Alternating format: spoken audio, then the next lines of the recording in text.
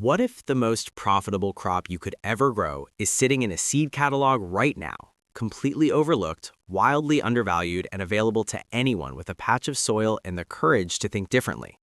We are not talking about cannabis. We're not talking about truffles behind a velvet rope. We are talking about legal, growable, scalable plants that the mainstream farming world has completely ignored, while a quiet group of independent growers is building serious wealth from them right now. The agricultural industry has trained us to grow what everybody else grows: corn, soybeans, tomatoes, the commodities, the safe bets. And that is exactly why those crops pay almost nothing per pound. You are competing with industrial operations running thousands of acres and razor-thin margins. But these 19 plants, most commercial growers have never even considered them. The demand is real, the prices are extraordinary, and the competition is almost non-existent. Stay with me until plant number 14, because that one single crop sells for over $50,000 per pound and can be grown on less than an acre of land. This is the video that could genuinely change the trajectory of your growing operation. Let's go. Welcome back to Nature and Green Focus, where we dig into the plants, the strategies, and the food independence knowledge that the mainstream growing world is not talking about. If you are new here, subscribe right now and hit the bell. You will not want to miss what is coming on this channel. Now, 19 plants. Let's count them down. Before we get into the list, I want you to understand the single economic principle that makes every plant on this list so powerful. Scarcity plus demand equals price. When supply is low and demand is real, prices go up. That is not complicated. But here's what most growers miss. Scarcity is not always natural. Sometimes it is manufactured by ignorance, by habit, by the fact that nobody told the farming community that a particular plant even had a market. That is the opportunity hiding in plain sight. Every plant on this list falls into one of three high-value categories: medicinal plants with growing clinical and consumer demand, culinary specialty crops commanding premium restaurant and gourmet market prices, and industrial or cosmetic crops where the raw material is so difficult to source that buyers are actively searching for domestic growers.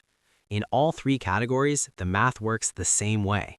Small acreage, high price per pound, repeat buyers, and almost zero competition from the industrial farming complex that has never bothered to look this direction. Let's get into it. Plant number 1, saffron. Crocus sativus. We open with the most expensive spice on earth, and it grows from a humble little crocus bulb that you can plant by hand in an afternoon. Saffron sells for $3,000 to $5,000 per pound in retail markets. High-grade saffron from small specialty producers can command even more. The reason it is expensive is purely labor. Each flower produces just 3 tiny stigmas, harvested by hand during a 2-week window each autumn. But here's what the price tag obscures. You do not need acres. A quarter-acre planting of saffron crocus can produce a pound or more of dried saffron in its first full season, and the bulbs multiply every year, increasing your yield automatically without replanting costs. Saffron grows in zones 6 through 9. It prefers well-drained soil, hot, dry summers, and cold winters. It's drought-tolerant, deer-resistant, and requires almost no inputs once established. The buyers are everywhere. Specialty food retailers, restaurants, direct-to-consumer spice markets, and international buyers who cannot get enough of domestically grown American saffron. Has anyone here already tried growing saffron? Drop your experience in the comments. Yield, zone, market. This community learns from each other, and I want to hear from the growers in the room. Plant 1, scale quietly, and let the price per pound do the work. Plant number 2, wasabi. Eutrema japonicum. Real wasabi, not the green horseradish paste that 95% of sushi restaurants serve, is one of the rarest and most difficult culinary crops in the world to source. It sells for over $150 per pound wholesale. Retail prices go higher, and the market for authentic wasabi is genuinely undersupplied. High-end Japanese restaurants across North America are actively searching for domestic growers who can deliver fresh rhizomes consistently. The challenge is that wasabi is demanding. It requires cool, shaded, consistently moist growing conditions, essentially mimicking a mountain stream environment. Zones 7 through 9 in partial to full shade with rich, consistently watered soil. But here's the business case. A well-managed quarter-acre wasabi operation producing even modest yields can gross tens of thousands of dollars annually from restaurant accounts alone. And because the growing conditions are so specific and the patience required so significant, almost nobody is doing it. That gap is your opportunity. Plant number 3, ginseng, Panax quinquefolius. American ginseng is one of the most valuable medicinal roots in the world, and it grows wild across the eastern United States, which means it will grow cultivated in your woodland garden with the right conditions. Dried wild simulated ginseng root sells for $300 to $600 per pound. Some premium grades exceed that significantly.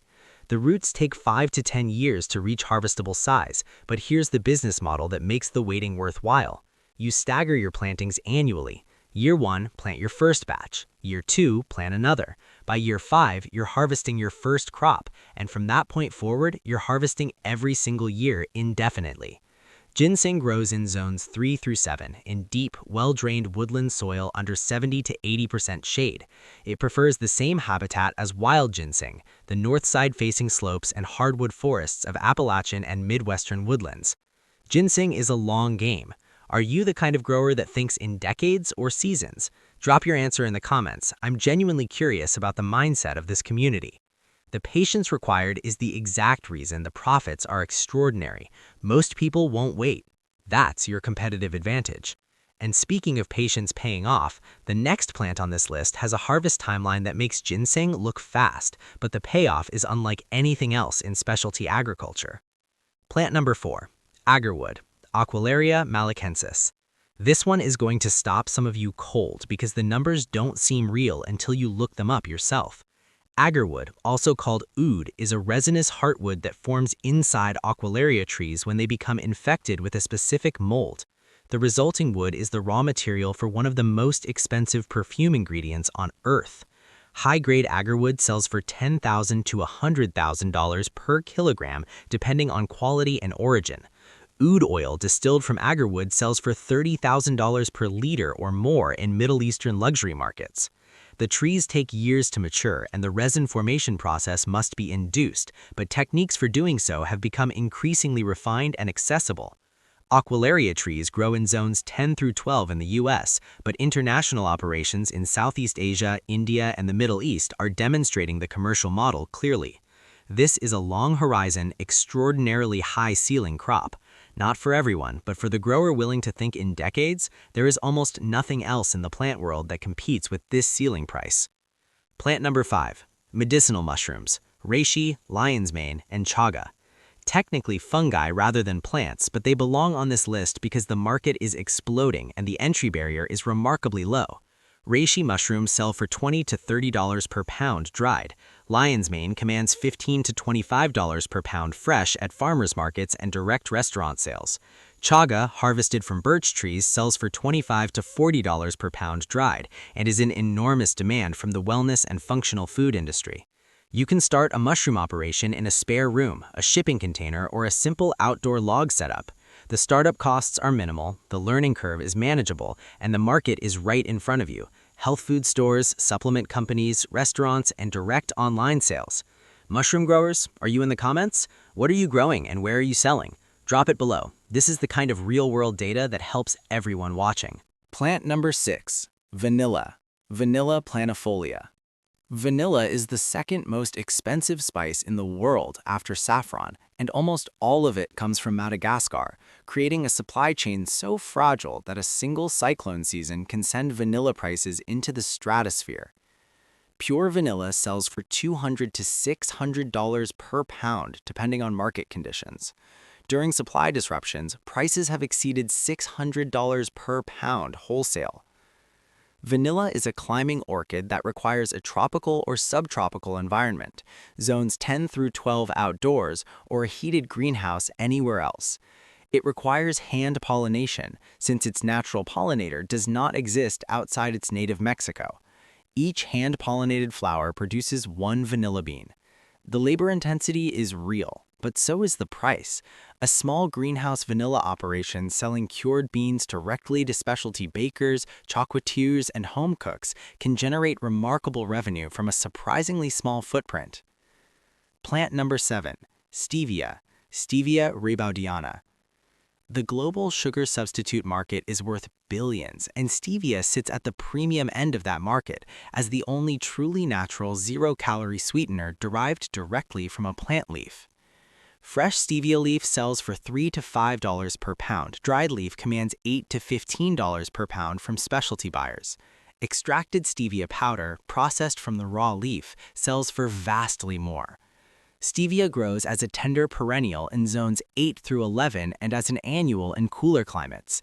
It is compact, productive, and can be grown in containers, raised beds, or field cultivation.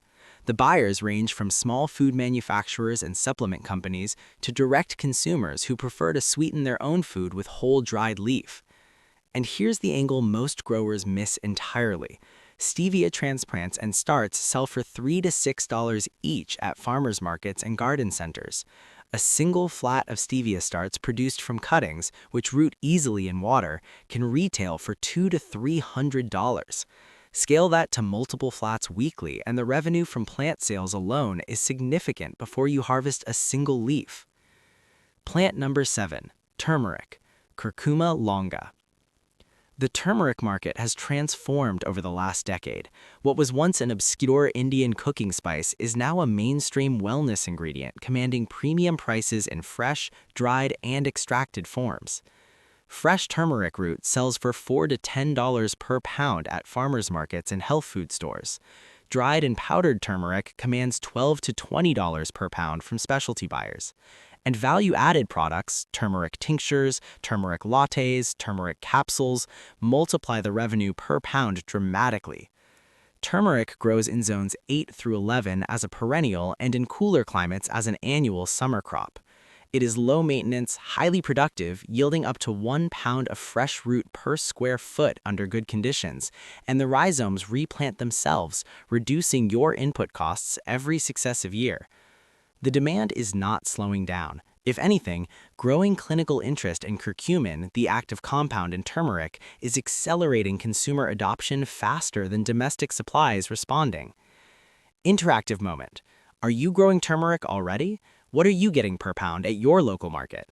Drop your numbers below. Real data from real growers is worth more than any market report. Plant number 7, elderflower, Sambucus nigra. Most people think of elderberry when they think of elder, but the flowers are where the serious gourmet money lives. Elderflower is one of the most prized floral ingredients in the premium food and beverage industry. Saint Germain elderflower liqueur alone is a globally recognized brand built entirely on this one ingredient. Artisan cordial makers, craft distilleries, high-end restaurants, and specialty food producers all need fresh elderflowers, and the domestic supply is almost entirely foraged, creating a persistent gap that cultivated growers can fill. Fresh elderflower heads sell for $8 to $20 per pound to specialty buyers. Dried elderflowers command even more from herbal supplement manufacturers. The elder plant itself is easy to establish, cold hardy to zone 3, and produces enormous flower clusters every spring. A small grove of elder plants produces both flowers in spring and berries in late summer, giving you 2 distinct high-value harvests from the same planting. Plant number 11, arnica, Arnica montana. Arnica is one of the most important medicinal herbs in the natural topical remedy market, and almost none of it is domestically grown. The majority of commercial arnica is wild harvested from European mountain meadows, creating serious supply constraints and driving demand for cultivated sources. Dried arnica flowers sell for $20 to $40 per pound wholesale. Arnica-based topical products, oils, salves, gels, multiply the revenue per pound dramatically. Arnica grows as a mountain meadow perennial in zones 8 through 8 in cool, acidic, well-drained soil in full sun, zones 4 through 8. It is low maintenance, long-lived once rooted, and the flowers are harvested at peak bloom, which on a well-managed planting produces reliably every season. The buyers are herbal product manufacturers, natural apothecaries, and direct-to-consumer wellness brands that cannot get enough domestic certified organic arnica to meet their formulation needs. We're past the halfway point. Which plant on this list has genuinely surprised you so far, and which one fits your climate and setup most naturally? Tell me in the comments. I want to see what this community is thinking. Plant number 11, lotus, Nelumbo nucifera. The lotus is one of the most complete cash crops in the specialty plant world, and almost no Western grower is treating it that way. Every part of the lotus plant generates revenue. The flowers sell to florists and event designers at premium prices. A single stem commands $3 to $8 wholesale. The seed pods are prized in the dried flower and craft market. The rhizomes, lotus root, sell to Asian grocery markets and restaurants for $4 to $8 per pound fresh. The seeds are a delicacy, commanding $20 to $30 per pound dried. Lotus grows in warm ponds and water features in zones 5 through 10, requires minimal inputs once established, and spreads prolifically once rooted. A small pond or water tank operation producing lotus for multiple markets simultaneously, flowers, pods, roots, seeds, generates layered revenue streams from a single aquatic planting. Plant number 12, kava, Piper methysticum. The kava market is one of the fastest growing segments of the herbal beverage and relaxation supplement industry in North America, and almost all raw kava root is imported from the Pacific Islands at enormous cost. Dried kava root sells for $25 to $60 per pound wholesale. Premium noble kava from cultivated sources commands more. The market includes kava bars, a rapidly expanding category across the U.S., supplement manufacturers, and direct-to-consumer wellness brands that cannot get enough domestic certified noble kava to meet their formulation needs. For growers in Hawaii, South Florida, or Puerto Rico, this is an underexplored opportunity sitting right in your climate zone. Plant number 13, ashwagandha, Withania somnifera. The adaptogen market has exploded over the last 5 years, and ashwagandha sits at the center of it as the most clinically studied and commercially demanded adaptogenic herb in the Western market. Dried ashwagandha root sells for $8 to $20 per pound from domestic growers. Standardized extract commands significantly more from supplement manufacturers who prefer traceable, domestically sourced raw material over imported bulk powder from India. Ashwagandha grows as a drought-tolerant perennial in zones 8 through 12 and as an annual in cooler climates. It is low maintenance, prefers sandy, well-drained soil and full sun, and produces harvestable roots in its first full growing season. The buyers are herbal product manufacturers, natural apothecaries, and direct-to-consumer wellness brands that cannot get enough domestic certified noble ashwagandha to meet their formulation needs. And now, I promised you plant number 14 at the beginning of this video, and here it is. Plant number 14, saffron milkcap mushroom, or matsutake, Trichiloma matsutake. I told you to stay for this one, and the number I am about to give you is real. Look it up after this video. Matsutake mushrooms sell for between $1,000 and $50,000 per pound depending on grade, origin, and season. They are the most expensive mushroom on Earth. They are revered in Japanese culture as a symbol of autumn and prosperity, and the wild harvest, which is the primary source, is collapsing due to habitat destruction and climate disruption, sending prices higher every successive year. Matsutake form a mycorrhizal relationship with specific tree species, primarily red pine, and cannot currently be commercially cultivated in the traditional sense, but research into semi-cultivated production through managed pine forest inoculation is advancing. Early movers establishing inoculated pine plantings in suitable habitats, zones 5 through 8, acidic sandy soil, are positioning themselves for a market with almost no domestic supply and a price ceiling that defies comparison with almost any other crop on Earth. This is a 10 to 15-year horizon play, but for the grower who thinks in legacy timelines, the upside is extraordinary. Okay, $50,000 per pound. I need to know your reaction. Drop it in the comments, because I know that number either just lit something up in your mind or made you deeply skeptical, and either response is worth discussing. Plant number 15, Calendula, Calendula officinalis. After the stratospheric numbers of matsutake, let's come back to Earth with something immediately actionable, because calendula is one of the most accessible high-value crops on this entire list, and you can start it this season. Dried calendula flowers sell for $12 to $25 per pound from herbal buyers, skincare formulators, and natural product manufacturers. Fresh calendula sells to florists, farmers market customers, and specialty food buyers who use the petals as a culinary garnish. It's easy to grow, prolific, and flowers continuously from early spring through hard frost. It self-seeds, requires minimal inputs, and can be direct sown in almost any well-drained garden bed from Zone 3 through Zone 10. The market is broad and accessible. Herbal extract companies, artisan soap and skincare makers, natural dye producers, restaurants, florists, and direct retail at farmers markets. If you need a high-value entry crop to start generating cash from your growing operation while longer-term crops mature, calendula is where you begin. Plant number 16, black cohosh, Actea racemosa. Black cohosh is one of the most commercially important medicinal herbs in the North American market, and the wild population is under serious pressure from overharvesting, making cultivated sources increasingly valuable. Dried black cohosh root sells for $12 to $25 per pound wholesale. Certified organically grown root commands the top of that range and more. The primary buyers are herbal extract manufacturers producing women's health supplements, a category generating hundreds of millions in annual retail sales globally. Black cohosh is a woodland perennial native to the eastern United States. It grows in zones 3 through 8 in deep, rich, well-drained soil under partial to full shade.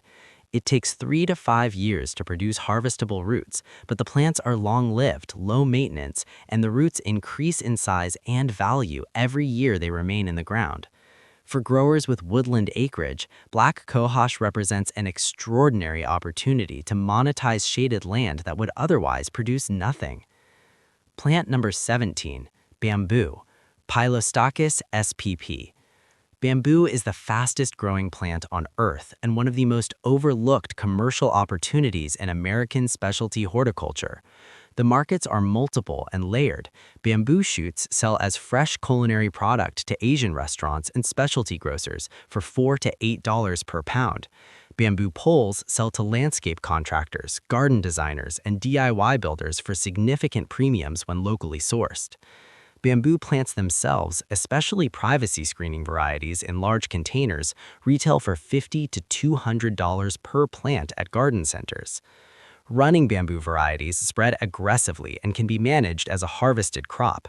Clumping varieties are better suited for contained production without the invasiveness concern. Zones 5 through 11, depending on variety, fast to establish, long-lived, and once your grove is producing, it produces continuously with minimal management input. Bamboo divides gardeners more than almost any other plant. Are you pro-bamboo or has it given you a nightmare? Drop your experience in the comments, especially if you're growing it commercially. Plant number 19, moringa, Moringa oleifera. We have talked about moringa before on this channel for its nutritional density, but today I want to talk about it purely as a cash crop because the commercial opportunity is genuinely underexplored in the US market. Dried moringa leaf powder sells for $15 to $30 per pound from supplement manufacturers and health food retailers. Fresh moringa leaves command premium prices from specialty grocers and ethnic food markets serving South Asian and African communities. Moringa seed oil, used in high-end cosmetics as a lightweight, shelf-stable carrier oil, sells for $100 to $300 per liter from cosmetic formulators.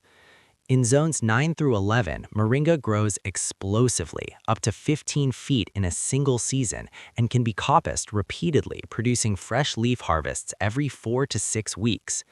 In cooler zones, it performs as a managed annual or container crop with impressive seasonal production. The market is growing, the domestic supply is thin, and the crop itself is one of the easiest, most forgiving plants you can grow in a warm climate. Plant number 19, Rhodiola rosea.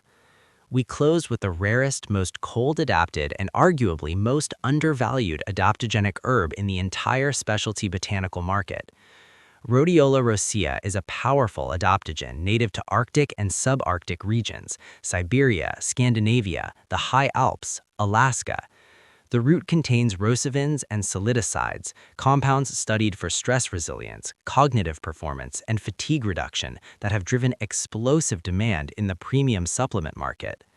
Dried rhodiola root sells for $20 to $40 per pound from domestic growers. Certified organic, traceable, domestically grown rhodiola commands the absolute top of that range and then some from supplement brands eager to reduce their dependence on Russian and Chinese imports. Rhodiola grows in zones 1 through 7 in cool, rocky, well-drained alpine or northern garden conditions. It is slow, taking 4 to 7 years to produce harvestable roots, but it is extraordinarily cold-hardy, long-lived, and once established, nearly indestructible. For growers in Alaska, northern England, the upper Midwest, or high-altitude mountain regions, this is your plant. The climate that makes growing most cash crops impossible makes you the only person who can grow this one, and that is the most powerful position in any market, being the only supplier the buyer can call. We made it to 19. Here is my final question. Which of these plants fits your land, your climate, and your ambition most perfectly? Drop your answer right now, because the grower who picks the right plant for their specific conditions is the one who wins. 19 plants, extraordinary prices, real markets. Now, how do you actually turn any of this into income? 3 principles. First, match the plant to your land. Do not fight your climate. Do not try to grow wasabi in Arizona or rhodiola in Florida. Every plant on this list dominates in the right conditions. Find the 2 or 3 that fit your zone, your soil, and your existing infrastructure and go deep on those. Second, sell direct wherever possible. The wholesale price is the floor. The real money is in direct relationships, restaurants, specialty retailers, herbal product makers, direct-to-consumer online sales, and farmers markets. Every step you eliminate between your plant and the end buyer is margin that stays in your pocket. Third, stock revenue streams from the same crop. Saffron gives you dried stigmas and bulb multiplication sales. Elder gives you flowers in spring and berries in summer. Lotus gives you flowers, pods, roots, and seeds. Moringa gives you fresh leaf, dried powder, seeds, and oil. The growers building real wealth from specialty crops aren't selling one product from one planting. They're selling 4 products from one planting. Start with one crop, master it, build your buyer relationships, then add a second, then a third. Let the revenue from the first fund the establishment of the next. This is not a get-rich-quick scheme. It's a get-rich-right strategy. Slow, deliberate, compound growth, exactly like the plants themselves. Here's your challenge. Pick one plant from this list that fits your climate and your capacity this week. Research the buyers in your region this week. Order your seeds, rhizomes, or starts and put something in the ground that the market is genuinely hungry for. Because the opportunity gap between what specialty plant buyers need and what independent growers are currently producing is real, it's large, and it's not going to stay open forever. The growers who move first build the buyer relationships, establish the reputation, and own the market before the crowd arrives. Be that grower. If this video opened something up for you, give it a thumbs up right now. It genuinely helps this channel reach more independent growers who are ready to think differently about what they put in the ground. Subscribe to Nature and Green Focus if you're not already with us. Turn on the notification bell because more content like this is coming and you won't want to miss it. Until next time, grow something nobody else is growing. That's where the money lives.